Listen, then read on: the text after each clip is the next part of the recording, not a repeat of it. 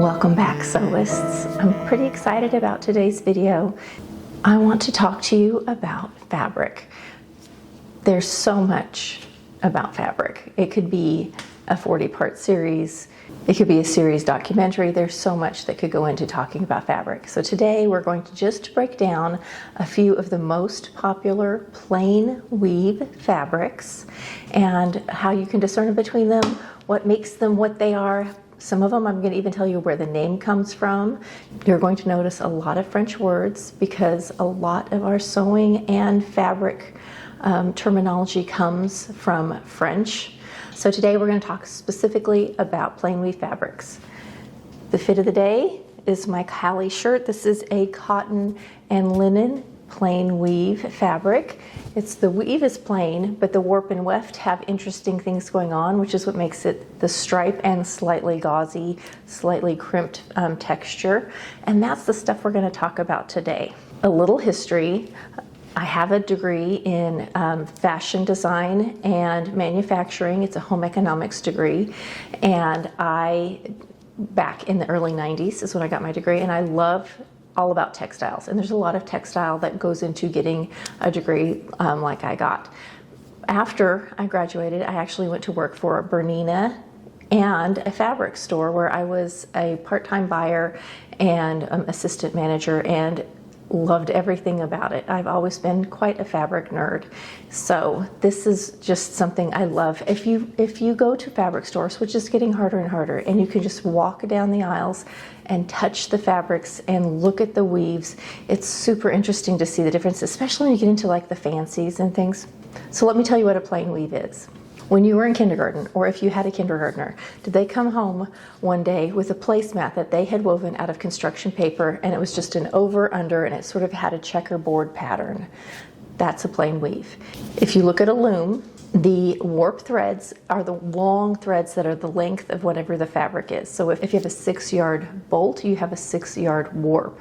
The weft is the thread that goes right to left. In my mind, I always remember weft goes left, and that helps me keep the warp and weft straight. Sometimes you'll also hear warp and woof, W-O-O-F, instead of weft. I have not looked up where the woof comes from, but anyway, it's a very old term. If you look at a loom, the warp threads are usually the sturdier foundation threads, and the weft threads are often the more decorative threads that go across. Sometimes they're exactly the same, like what I'm wearing. This is pretty much exactly the same warp and weft. The only thing that changes is some of the threads change color. That's it. But the weave is exactly the same. So let me just show you, if you're thinking about how does this look, this is what a plain weave looks like. If you got real close and looked at it under a microscope or with a magnifying glass, you would just see these very plain, simple weaving design. It's like the little loom you used to buy when you were a kid and you would make pot holders. This is what a basic weave is. What's surprising is how many different kinds of fabrics we can get with this very plain weave. And for me, the most basic foundation fabric is muslin.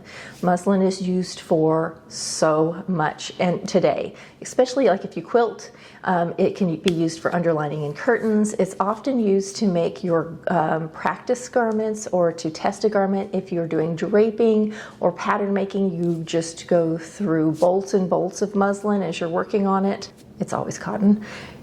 It can come in ivory, white, and natural. Sometimes it'll have even little slubs if it's a pretty unrefined cotton or a more natural cotton.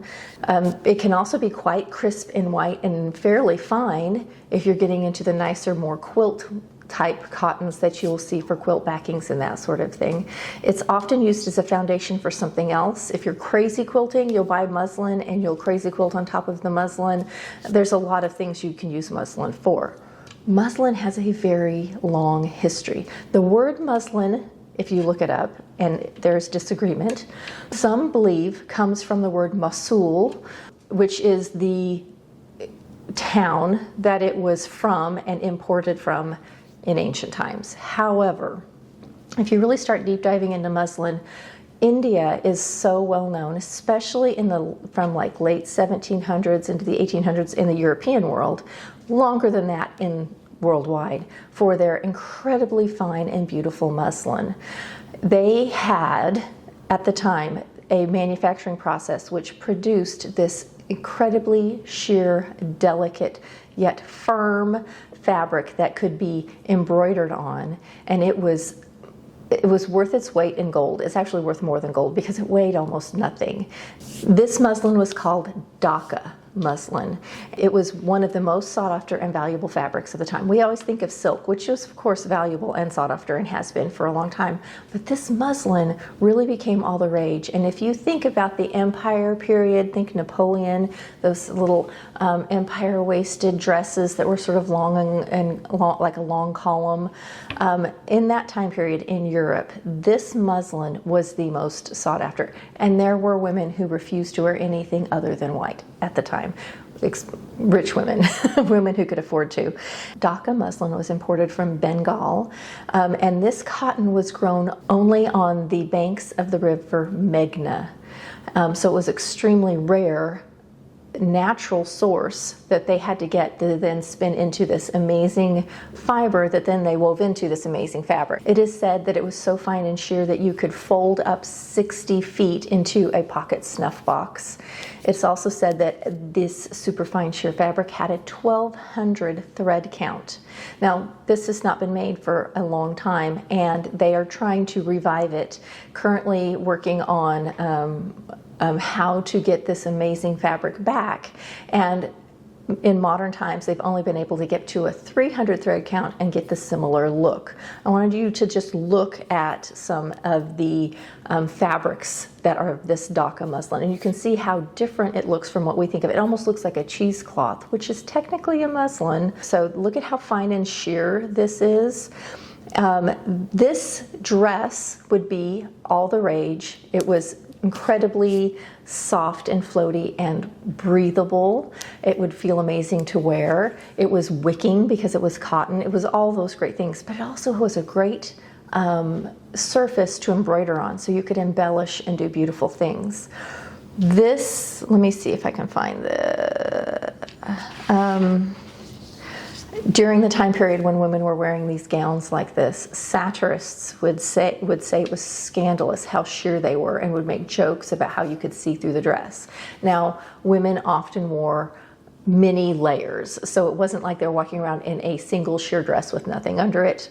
At least not that I know of. So satirists would say that they were wearing these very sheer fabrics with other things underneath it, sometimes 5 or 6 layers of the same sheer fabric, which then of course goes opaque. I would like you to look at this gorgeous piece here. This is from the same time period. It was called a stole. We might even consider it a kimono or a little jacket.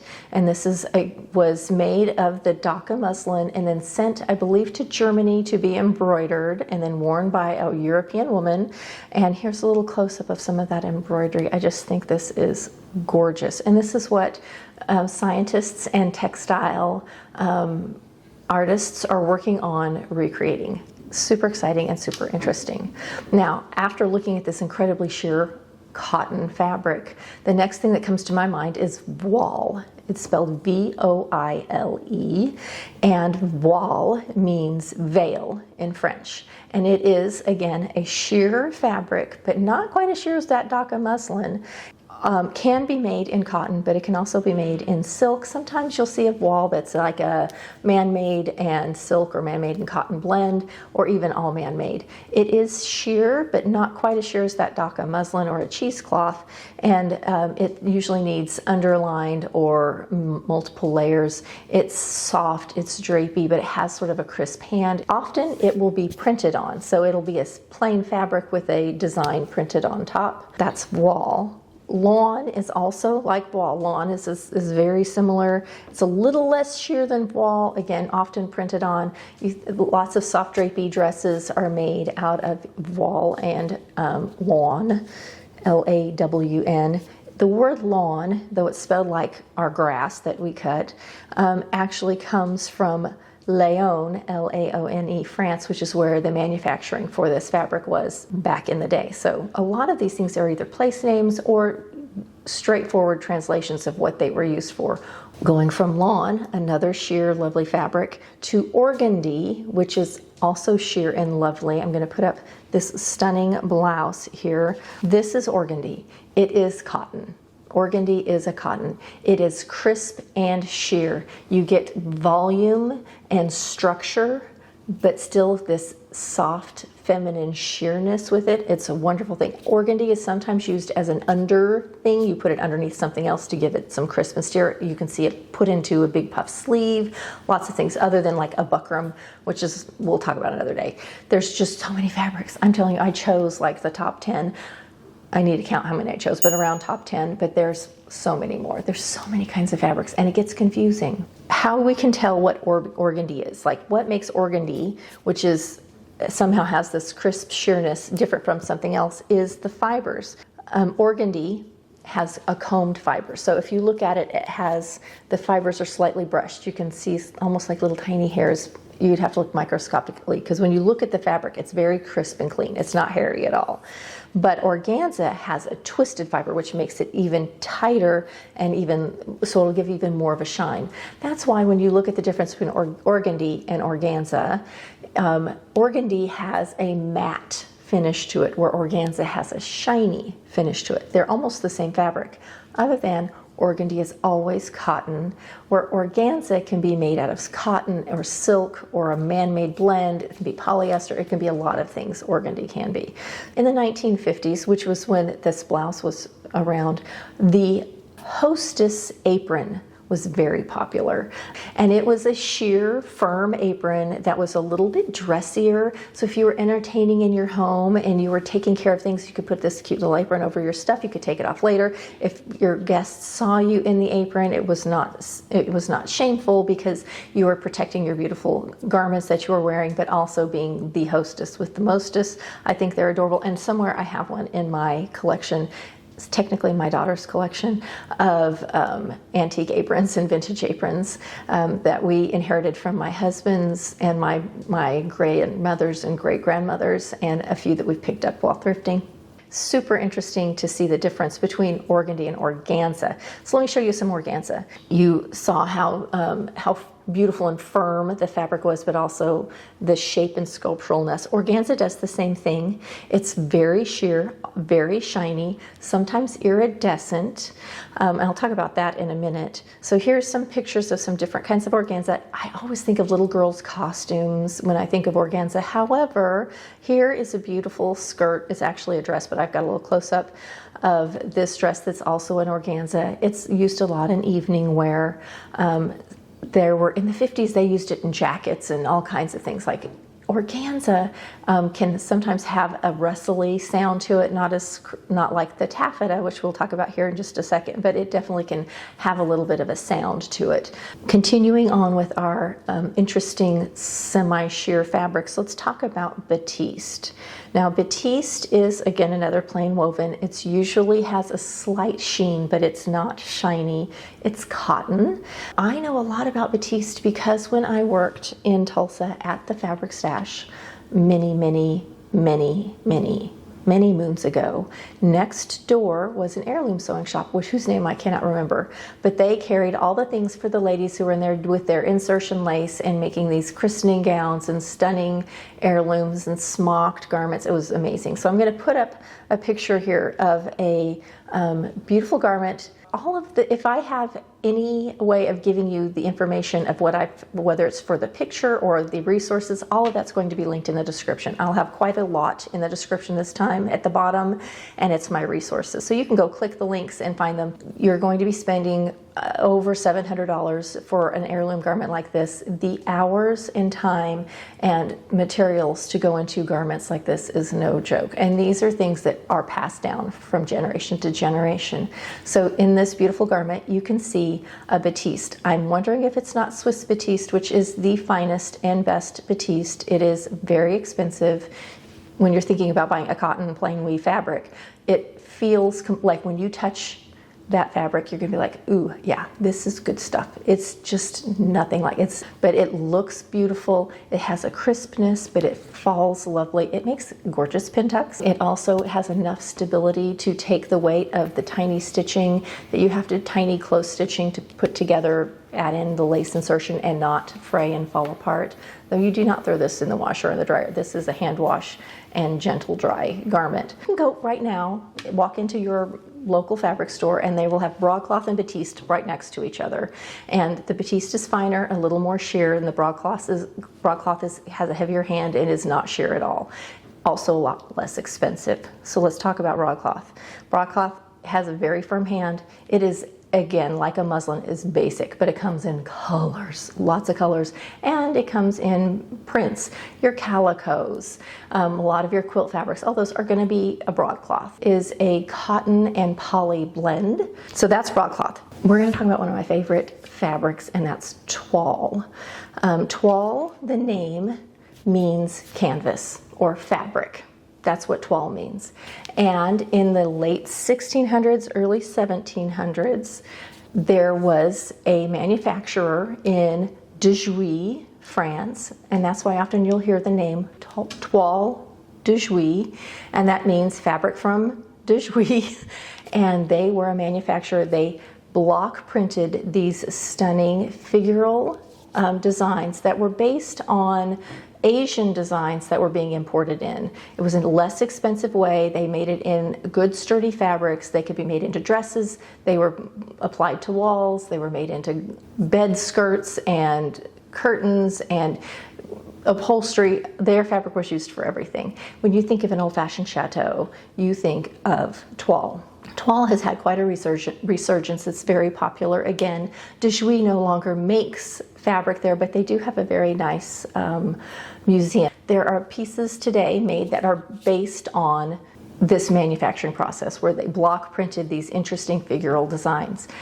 It still sometimes is printed that way. However, often it's not. It's just a very plain weave fabric, still used for interiors. However, the figural design that we think of when we think of a toile is now being applied to fabrics that are not just a plain cotton canvas. And you might see it in a silk or in a satin or a linen or other things. It's used in lots of ways now. And now it almost appears, it's more likely to refer to the figural design on the fabric than the actual fabric itself. I have sewn with a few things that have a toile design. This bed jacket very much has a toile look, as does this dress. That's one of my favorites that I made a long time ago. And this is just a plain cotton, plain weave cotton. It was a quilter's cotton, but it has that toile look. That's a toile. Sometimes you will hear the word toile referred to when someone's talking about making a mock-up garment. That can also sometimes be called a muslin. This is, I'll just put a picture up. Here's one from a long time ago of where they were doing mock-ups in a muslin fabric. It's the practice garment in the cheaper fabric. That's what that is. So sometimes a toile or a muslin, those words can be used in that way. This one here is from Toile de Jouy, and it's showing the manufacturing process of making their fabrics on those beautiful looms. There's actually multiple pieces of this fabric showing all the different ways that it was done to produce the fabric. I will just say, I always have in my head toile, twill, and tulle. They sound a lot alike, and they're as different as three fabrics can be. We'll talk about those another day. Let's talk about poplin. Poplin is popular. It is another plain weave. However, what makes poplin look the way it is the warp and weft threads are different thicknesses. So that's why it's not the same as muslin or a broadcloth, which have usually the same thickness for the warp and the weft threads. It also, because the weft and the warp are different thicknesses, it gives a sort of a ribbed texture look to the fabric. It has sort of a little, the threads pop, the thicker threads pop, and the smaller threads sort of pull away. It's very durable. It's often used for pants, nice crisp shirts. It's popular for summer garments. It's considered more wrinkle resistant naturally just because of the way it's woven and the fibers that it's woven out of. It holds its shape well, it irons well, it makes a nice good crisp pleat. You can get polyester poplin, you can get lots of fabric blends in poplin. I was looking because I'm always interested, where did this name come from? So I'm going to read to you. The term poplin appeared in the 15th century in Avignon, France, and it referred to the papal residence. Think the Pope. And there, when it was made, it was a silk warp. So the long thread was silk, and the weft was wool. And it was used specifically for the Pope in garments and upholstery. So now we find a lot of, it can be made out of all kinds of different fibers. Because it was made of silk and wool, it was heavier. So it was used in, like, think robes, where now it's usually lighter weight and a little crisper. And poplin, I will say, shows up a lot in a summer suit, like a men's summer suit or summer jacket. You'll see poplin there too. Let's go fancy and talk chiffon. Chiffon is a plain weave. It is also like chasing the wind. If you're cutting on it, if you breathe on it, whatever, if you've ever used chiffon. It has this soft, floaty, matte, slightly spongy, slightly textural. If you touch it, it feels like, it looks like it's going to be slick and shiny, but you can actually feel a little bit of texture to it. It actually has a little bit of a crimped yarn, which gives it that interesting drape and texture.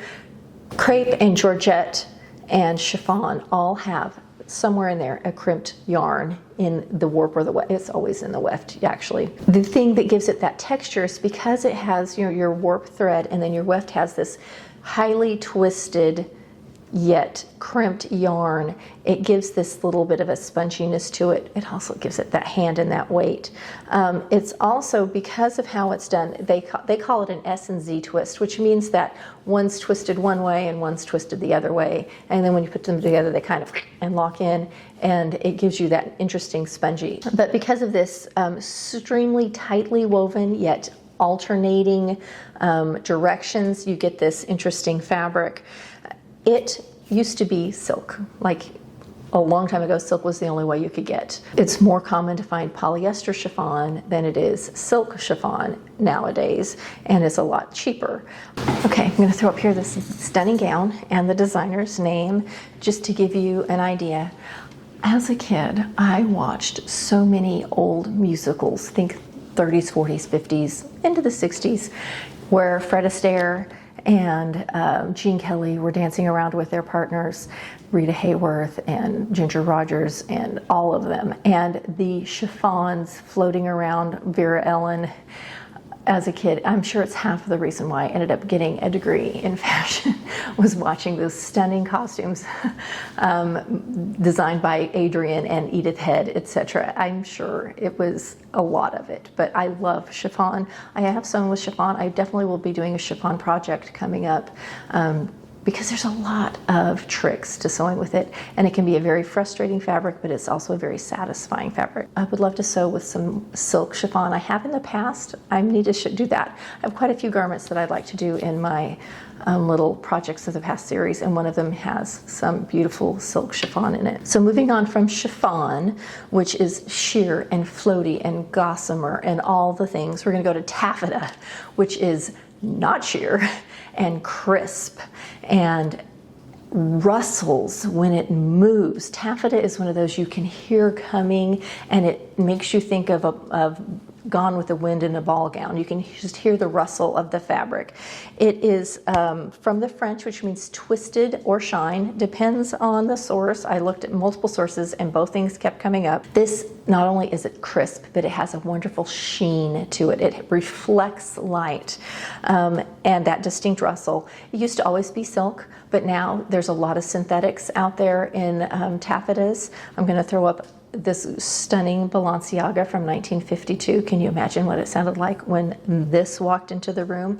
And because of the crispness of it, it's another one where you can get interesting structure and lots of volume. I saw a dress that Princess Grace wore that was huge. Huge taffeta pink dress. Gorgeous. Now that we're talking about these interesting, crisp, fun, fancy dresses, Dupioni is another one that is a plain weave.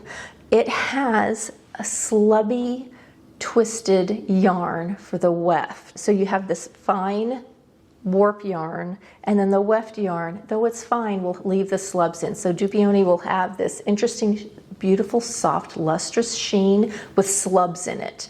I love Dupioni. It's another great one. It's always with silk because of the slub came from the cocoon. I'm going to read this from the source that I looked up. The plain weave silk fabric produced using fine yarn in the warp and an uneven yarn that was reeled from 2 or more cocoons, where they would leave the slub. They didn't comb it out or straighten it out. They would just leave where the 2 stuck together, and they'd leave it in and just keep on weaving. So you get this these pops of slubs in it. However, it's very tightly woven, and because of this lustrous surface that it has and this crisp hand, it gives you this great fabric. So it's another one that doesn't rustle like a taffeta, but it's a little bit like a taffeta. The word, whether in Italian or French, means double, and that's where the 2 cocoons were stuck together. Now you can buy synthetic Dupionis. I actually have, it's not true Dupioni in my head. I do have some synthetic Dupioni over there. It replicates it, it looks like it, it's really cool. You always can tell in this picture that I've got up here, you can tell the warp from the weft very easily because the weft is where the slubs are. The warp has a fine, smooth thread. It's always in the weft where the slubs will be, and that's a Dupioni. Now you'll notice the iridescence in this fabric. You see how you can see blue and purple. Iridescent fabric, whether it's a taffeta, a Dupioni, whatever it is made by having the weft be one color thread and the warp be another color. That's it. That's the most common way to get an iridescent fabric. And when the light hits the weft or the warp, you get the reflection of one or the other. It's a very simple way to get this interesting iridescent look. Sometimes they will stripe it, where they will have multiple colors of warp and multiple colors of weft, and you get an even more interesting rainbowy iridescent fabric. And it's really easy to tell the warp and the weft on this one because you look for the slub. The slub will be the weft. So in this fabric, the warps are purple and the wefts are blue. Okay, Georgette, another plain weave. It's like crepe or like chiffon. It's made with a creped yarn, but it's even more creped than a chiffon. It's not quite as tightly woven. And because of this crimped texture of the thread that's put into it, it gives it a little less sheerness. It's not as sheer as chiffon, but it's more sheer than a traditional crepe. Georgette is named after, according to the sources online, and sometimes I'm suspect because it'll be almost word for word exactly the same thing. So you think somebody read it one place and reproduced it over and over again. But it says, and I have it down below, it was named after Georgette de la Plante, who was a French fashion designer in the 19-teens, 20s, in that era. And she used a lot of Georgettes. And if you think of the 19-teens, think the Belle Epoque, coming out of the Belle Epoque and going into the 1920s, lots of soft, sheer, drapey.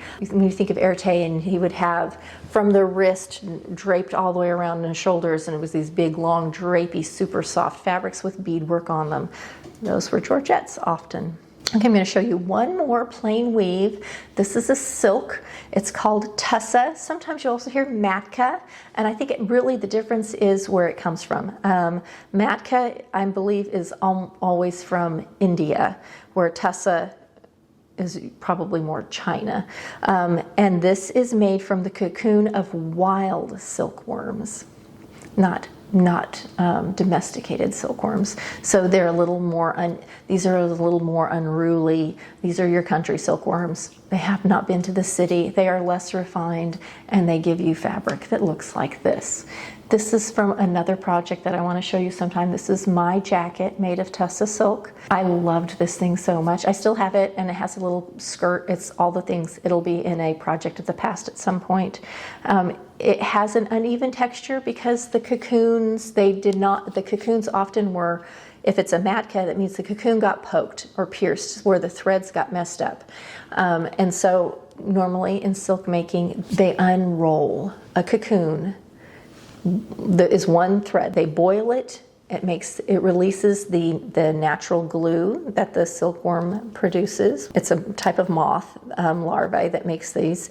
And so that natural glue is released, and then they can unwind it and then turn it into something else. They can comb it, they can stretch it, they can do a lot of things to make it more refined, finer, etc. They often will grade how thick and heavy it is, and it can go either into a Dupioni, or it can go into a Matka, or it can go into a chiffon, or depending on the yarn that comes out, they'll dye it, etc. So if that cocoon gets crushed, broken, pierced, it becomes a Matka or a Tussah. Tussah's always silk. They're starting to do synthetic Tussahs now, but it really is a type of silk from a specific kind of cocoon to be a true Tussah. You can get this look though with some synthetics nowadays. Still very expensive. Silk is expensive. The process, because it is not a resource that's easily renewed, and it is the process to get to the final garment is quite extensive. You can't just put some chemicals together and extrude them through a shower head like you can a polyester. It takes a little more to it, so it can be a lot more expensive. Well, thanks for sitting with me as I just sit here and talk and show you pictures of gorgeous fabrics. I do love me some fabric. I'm quite the fabric nerd. I hope you found this interesting and helpful as a beginning glossary on some interesting fabric facts. I'm sure I'll come back again another day and do some on some things like maybe the difference between matelassé, brocades, and jacquards. It can get pretty difficult and convoluted to figure out what is what and what they mean. And I will tell you that sometimes when you're reading descriptions, they actually have the wrong. They actually call a fabric by the wrong name, or it's got a misnomer. It's misnamed. It's misrepresented, and it's good to know. There is one book out there that I saw that has actual swatches of the fabrics, and it's like a $75 book on Amazon. I'll put a picture up of it here, and I will have it linked below if you're curious about having a good glossary resource that has actual fabrics you can look at and touch. Put up under a magnifying glass if you want to really research it if you're interested. I had my own that I made in college, and it is gone. I do not know what happened to it. It's one of the many things. There's quite a few of those books that are just missing, and it's the curse of moving so often. But I think I might buy this book. It won't be the same as the one that I had in college, but it would be a very excellent resource, saving my pennies for that one. Thanks for hanging out with me, and I will see you next week for another fun video.